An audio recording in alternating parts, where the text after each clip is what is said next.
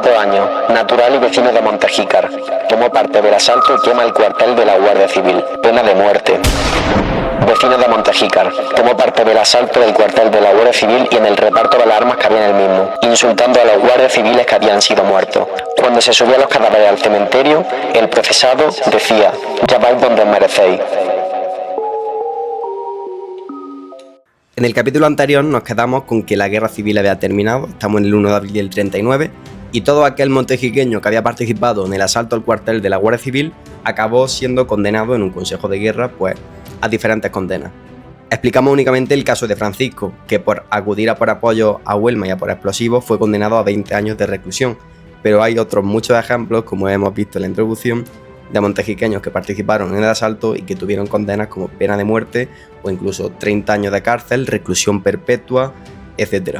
Todos los documentos que he mostrado los he extraído del archivo de la Real Chancillería de Granada, son públicos, así que cualquiera los puede consultar, y si alguien que está viendo esto tiene especial interés en saber qué pasó con sus familiares en el pasado, pues podéis escribirme y yo intentaré echar una mano en lo que pueda. En total he localizado unos 26 expedientes de personas que participaron en el asalto, y comparten casi todo el delito de asalto al cuartel, saqueo del cuartel, incendio del cuartel, reparto de las armas del cuartel, alistamiento en las milicias tras el asalto del cuartel. Es decir, el asalto al cuartel de Montejícar fue el hecho que realmente inició la guerra aquí, porque era un edificio de interés, ya que dentro de él estaban las armas. Entonces, quien tomase el cuartel decidiría el destino republicano o sublevado de nuestro pueblo. Por eso fue un edificio tan importante. Quien lo dominase, dominaría Montejícar. Quiero volver a aclarar que no justifico ningún comportamiento, que simplemente estoy haciendo esta investigación a nivel histórico, a nivel objetivo, porque voy a presentarla a un concurso de historia, y al final creo que también es importante conocer nuestro pasado para evitar que estas cosas se vuelvan a repetir. Y nada, quería dejar esto, quería remarcarlo. Por cierto, hago un inciso para darle las gracias a Olga, a Mari Carmen y a Monse por comentarme en el vídeo anterior. No sabía que Francisco tenía 7 nietos más, así que bueno, espero que esta historia os esté gustando y conozcáis, espero que estos vídeos ayuden a precisamente eso, a conocer la historia de ese abuelo al que no conocisteis. Como podemos ver aquí en su expediente penitenciario de la prisión provincial de Granada, el 7 de mayo del 39, ingresa en esta prisión procedente de Libertad, entregado por la fuerza pública y detenido. Suplicatorio unido al de Francisco Lieva Navarrera y al de José García Santiago. Esto es de la prisión provincial de Granada, correspondiente al expediente de Francisco Contreras Pérez. El 7 de mayo del 39, apenas un mes después de que acabase la guerra, ingresa a la prisión provincial de Granada junto a otros 2 montejiqueños, que aquí si alguien de Montejícar conoce sus nombres y sabe algo de su trayectoria, pues yo agradecería que me diese esa información si la desconozco. Estos 2 son, el primero José García Santiago y el segundo Francisco Lieva Navarrera. Esos 3 montejiqueños, Francisco Contreras Pérez, José García Santiago y Francisco Lieva Navarrera, entran junto a mi tío bisabuelo, junto a Francisco Contreras Pérez, en la prisión de Granada el 7 de mayo del 39. Hemos visto que empieza en esta prisión de Granada, pero no será la única por la que pase, pasará por más de 10. ¿Por qué pasa esto? Pues bien, vamos a explicar algo relevante de la época, que era conocido como turismo penitenciario. Los presos eran continuamente trasladados de una prisión a otra, de un lugar de la península a otro, incluso hasta las Islas Canarias, como veremos que Francisco estuvo en las Islas Canarias, por varios motivos. Uno de ellos era que había tantos presos y tan pocas prisiones que había que trasladarse como pudiera, pero otro de ellos era un control estratégico para que las familias no pudiesen visitar a sus familiares y no supieran dónde estaban sus familiares presos. En este caso, si lo iban cambiando de un lado a otro, pues era una estrategia de control también. Así como curiosidad de esta prisión, decís que fue fundada en el año 1933 y tenía una capacidad, estaba pensada para tener unos 500 presos, unos 500 internos, pero después de la guerra, debido a la alta cantidad de presos, llegó a tener casi 5.000, es decir, 10 veces más de la cantidad de presos para la que estaba diseñada. Imaginaos las condiciones en las que estos reclusos estaban. Una completa locura. Manolo García Contreras, el nieto de Francisco, me contó que en la cárcel era común que los reclusos jugaban a las cartas y se apostaban el dinero de la República, que ya una vez consolidado el nuevo Estado franquista no valía nada. Entonces ese dinero se lo apostaban y lo enviaban a la familia. No tenía valor ninguno, pero era una forma de decirle a sus familiares: sigo aquí. Poco más puedo destacar de su estancia en esta prisión. Lo que sé es que el 7 de julio del 39 saldrá de la prisión de Granada junto a José García Santiago e irán a Innayoz, probablemente a declarar ante algún juzgado, no sé. No tengo esa documentación. Yo sé que salen de Granada y son destinados a Innayoz. Lo que sé es que Francisco, después de estar en Nayo, se envía a la prisión de Guadix, está allí un año y pico, y después de estar en la prisión de Guadix, lo mandan a León. Aquí es donde se ve el ejemplo de cómo esa política de penitenciaria de traslado mandaban a los familiares lejos de su pueblo, lejos de su gente, para evitar pues eso, que pudiesen visitarlo. Por hacer un recopilatorio hasta ahora, que pueda ser bastante lioso, tenemos lo siguiente. El 7 de mayo del 39 hasta el 6 de julio del 39 está en la prisión de Granada.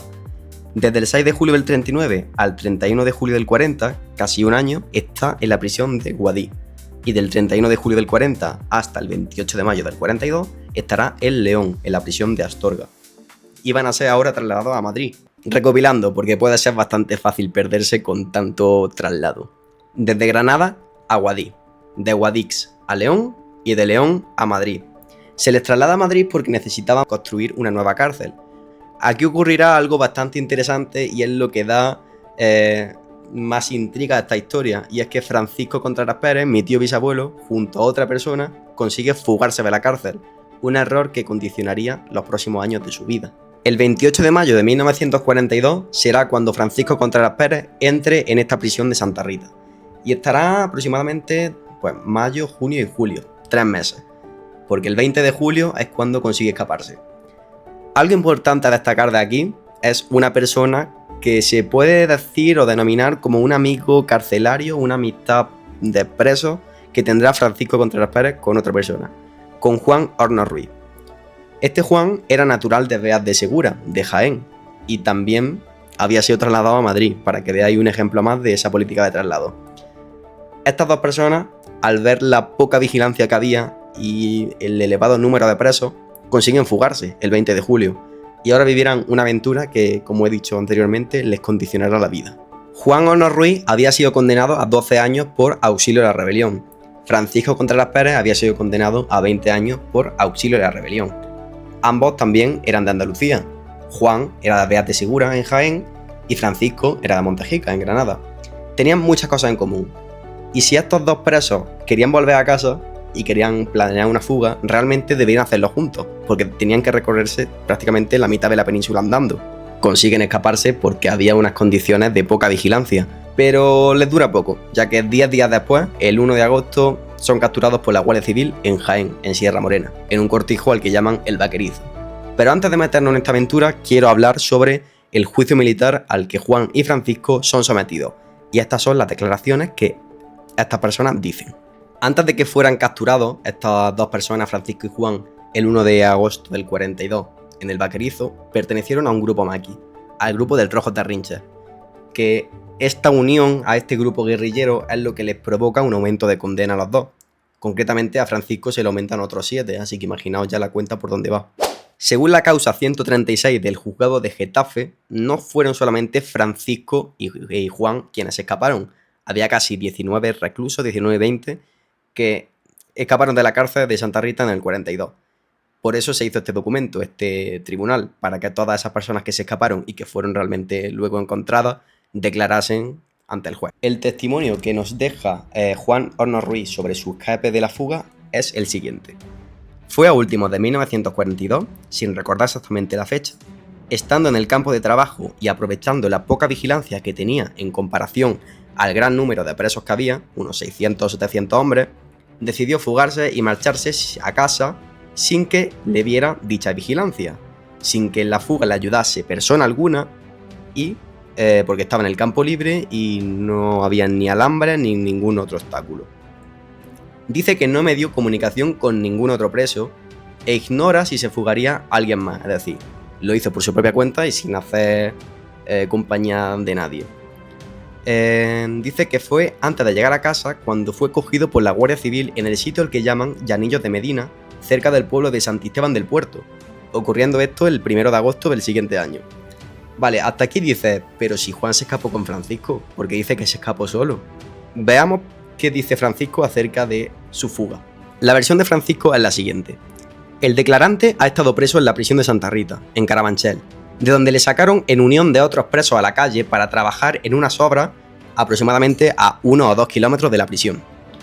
Que el día 20 de julio de 1942 Estando en dicho trabajo al campo libre y aprovechando la poca vigilancia de soldados, en comparación al gran número de penados que iban a trabajar, que ascenderían unos 800, decidió fugarse, lo que realizó sin que para ello tuviera que saltar ninguna tapia ni obstáculo alguno, pues, como se dice antes, se encontraba al aire libre a unos 2 kilómetros de la prisión, que no medió connivencia con ningún otro preso, con ningún otro evadido, ni con su encargado de su custodia, ni con ninguna persona extraña. Lo hizo por su propia iniciativa y aprovechando la falta de vigilancia por escasez de los soldados que vigilaban, sin que en la fuga le ayudase persona alguna. Que una vez que se fugó, emprendió la marcha hacia su pueblo Montejica, donde no pudo llegar porque a primeros de agosto fue detenido por la Guardia Civil en Santisteban del Puerto, en sus proximidades. Firmado Francisco Contreras Pérez. Como vemos, ambos cuentan la misma versión. Había 600, 700, 800 presos, nadie le ayudó a la fuga, los dos fueron detenidos en Santisteban del Puerto. Parece extraño que no se conociesen. Y efectivamente lo que estamos viendo en este caso, en esta declaración ante el juez, es un encubrimiento. Entre ambos se ayudaron para que la condena entre ellos no fuese mayor. ¿Por qué podemos saber esto? Porque según el archivo del Tribunal Militar Territorial II de Sevilla, la causa número 1017 del 44, los declarantes dicen que fueron capturados en el Cortijo Vaquerizo el 1 de agosto de 1944. El expediente de Francisco Contreras correspondiente a la causa 1017 del 44 que acabamos de hablar, y concretamente en este extracto, que es de aquí abajo, dice cómo los que se escapan de la prisión de Santa Rita de Madrid el día 20 de julio del 42 se ponen de acuerdo, se dan a la fuga. Primero van a la estación de Marañón, que está en Ciudad Real, se suben a un tren de mercancías y final, después de varias andanzas, consiguen llegar a los parajes de Sierra Morena para unirse al huido marxista El Rojo de Terrinches, formando junto a él una partida de facinerosos. Los procesados, que en este caso son Juan Hornos Ruiz y Francisco Contreras Pérez, como podemos ver aquí en la imagen, al ser detenidos en el Vaquerizo por la Guardia Civil, la justicia del momento consideró que el hecho de unirse a este grupo ilegal era constitutivo de un delito de robo a mano armada, según el artículo 53, en grado de tentativa, en relación, tal. En fin, que debido a esto se le sumó otros 7 años de cárcel a Francisco. Además, resulta bastante extraño que se escapen dos personas de la misma cárcel el mismo día, con casi las mismas condiciones de vigilancia, y que lleguen al mismo sitio a ser capturados el mismo día. Es extraño, ¿verdad? Pues efectivamente estamos ante un caso de encubrimiento entre Juan y Francisco. No sé si esto sería amistad, si habían entablado algún tipo de conversación para evitar que le cayera mayor condena al otro, pero lo que estamos viendo es un caso de compromiso entre dos presos que prefirieron el silencio antes que condenar o delatar a su amigo. Para complementar esta investigación y sacar del papel esa aventura que vivió Francisco, bueno, aventura, si se pueden llamar aventura, sobre Sierra Morena, fui con mis amigos a estos sitios por los que pasó este grupo Maki y conocimos los lugares pues, por donde este grupo operó. Eso es parte del próximo capítulo. Estuvimos por los pueblos de Santisteban del Puerto, estuvimos por Villacarrillo, Orihuela del Guadalimar, Montizón, Aldea Hermosa. Llegamos a Sierra Morena e intentamos llegar al Cortijo Vaquerizo, que al final no pudimos acceder, nos quedamos cerca, pero bueno, son cosas que explico en el siguiente capítulo, no quiero alargar mucho más este. Gracias por ver, espero que os esté gustando la historia de este capítulo y como he dicho anteriormente, si conocéis a algún familiar de Montejica del que tengáis cierto interés por conocer su historia, su pasado, y os puedo echar una mano, pues simplemente me escribáis y yo ayudaré lo que pueda. Un abrazo y nos vemos en el siguiente capítulo.